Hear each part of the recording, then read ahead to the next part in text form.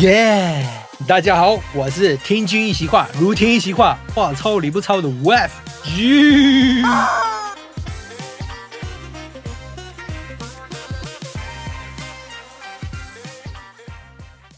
这算是一个自己的小小使命。曾经作为一个产业的螺丝钉，感觉最困惑的并不是人才的教育，而是一般民众对流行音乐产业的一些误解。虽然流行音乐产业的规模跟其他产业的规模来比没有办法相提并论，但我想真正有趣的是，在面向娱乐的时候，一般大众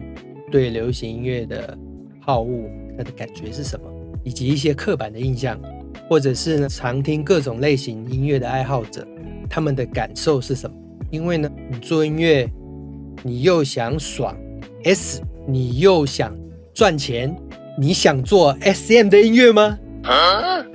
这才是国内音乐产业另外一个要关注的事情。因为现在早就已经不是你为大家听什么，大家就要乖乖听什么的时代了。当然某个程度上面还是有啦，只是它是以不同的方式存在罢了。从以前的欧美典范，到后来的日本典范，到现在近10年的 K-pop 文化，也许国内音乐产业累积已久的问题呢，跟其他国内产业好像有一点类似，也许以后我们会聊到这个部分。所以呢，能分享的我尽量分享，或是找到专业的人分享，那不能分享的就因此我想做一些影片的内容呢，它不是以教学为主的影片内容，而是分享我对音乐的看法以及想法。当然如果有分享我自己的歌曲，我也会展示一些当时制作过程的内容。如果你们有想学习一些音乐相关的课程，我帮大家整理好一些相关课程的连结在说明栏，有兴趣的可以加入他们的课程，或是影片结束之后你有什么奇怪的问题想问我，都可以来信到这里。现在的音乐发表机会已经从以前很窄的等腰三角形那么窄，变成到现在钝角到很贴地的等腰三角形。窄的等腰三角形，它的顶端以不同的形式下降成贴地的等腰三角形。成千上万首的歌曲躺在串流平台，很多人没听过，直到入围了什么奖项之后，一堆谁谁兽跑出来。的确，音乐产业随着科技以及接触者的普及，但是呢，音乐好，它自己就会走路。这件事情呢，它还是需要一些条件的。从古至今，以往唱片的全盛时期 ，A&R 占了很重要的角色。而现今呢，遍地独立制作创作的环境来说，虽然很多音乐人都在做着当今最潮的风格，或者是现在流行的复古风格，但是呢，总还是会发现很多年轻人他的观念呢，或是刻板印象停留在以前。那么作为疯狂混沌声波影片系列的第一集，作为一个编曲人呢，那我的品牌也有自己在独立制作我的歌曲。因此我想先从我的角度跟大家分享一下 A&R 这件事。它随着环境氛围的进化，早已进入每个创作者的灵魂。无论你是在什么情况下构思你的创作，或是你的整体氛围，也不管你是独立的创作人、乐团或是组合，都是一样的。如果是传统唱片公司的体系来说呢，会有 A&R、制作部、经纪部、宣传、行销业务等等。比较跟我们编曲人有关系的呢，会是 A&R 跟制作部。这个部门它就是发掘新人、艺人，训练艺人啦、歌手，包括签订合约，再到接下来开始企划、听 demo、收歌、找歌曲制作人、制作时的录音、行程等等。甚至歌曲推出之后呢，宣传期要到哪里配合宣传， A&R 可能都必须先要有个头绪。 A&R 它除了对市场要有高度敏锐度之外呢，它也需要对艺人的一个独到的整体风格的看法以及企划能力，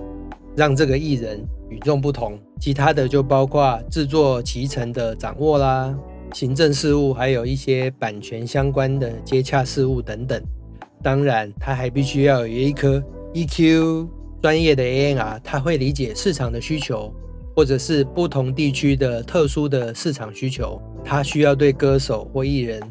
从上到下有一定的了解，这关系到这个歌手他是否是唱功优先，或是创作优先，或是两者兼具。这里呢延续到一个刚刚的一个话题，就是一开始的定位问题。有的呢其实也不是有的啦，就是大部分呢外形不错，但唱功还好，创作呢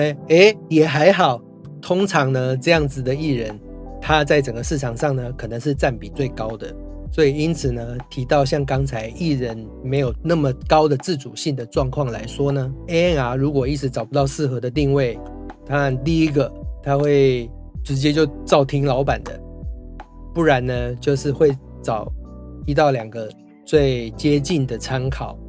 来做一个判断。这时候有一件事情就很重要，就是制作预算，它可能在一开始的老板层级呢就必须决定啦，或是呢采取实报实销的方式。当然这取决于是什么样规模的制作案，有可能是唱片公司整张专辑的制作案，也有可能呢是 A&R 的独立接案。因此这个预算呢它不是固定的，如果呢是独立的 A&R 接案呢，那它的费用呢就会另外计算。所以呢当决定了是 A 参考的成功范例，还是 B 参考的成功范例，或是 A 加 B 的参考成功范例呢， A&R 就会开始收割，此时制作部也会开始一同运作。这个时候呢 A&R 跟制作部呢他们就会开始寻找他们的口袋名单。这个口袋名单是什么呢？是口袋怪兽吗？其实口袋名单就是音乐制作人啦，可能有擅长整体整合的，可能也有擅长创作的，可能也有擅长编曲的，可能也有擅长乐器演奏录音的，或是擅长和声的和声老师们。那通常和声老师们呢，他们也有可能会参与到歌曲的配唱工作。这个时候呢，陆陆续续呢，从音乐版权公司以及一些创作人手中收到 demo 之后呢，制作部会先听过一轮，然后呢，先选出一些比较适合方向的歌曲。但是有的时候呢 A&R 它有可能会在第一轮被刷掉的歌曲里面呢，找到一些遗珠之憾，也许救出来的这些歌，它可能会成为改变歌手一生的好歌哦。那么最后呢，陆陆续续决定了要使用的歌曲之后呢，接下来呢，歌曲就会外包给这些口袋名单的音乐制作人，当然唱片公司的制作部也会参与在其中。这就看 A&R 与制作部的协调，或者是能够掌握的风格为何。那接下来就是音乐制作人的环节啦。好的，以上就是疯狂混沌声波系列影片的第1集的内容啦。如果你喜欢第1集的影片内容的话，请帮我在下面按赞、订阅、开启小铃铛，拜托拜托。你也可以留言留下你的看法哦。那么第2集呢，就会接续着讲这些 demo 到音乐制作人手上，接下来会发生什么事情吧。拜拜。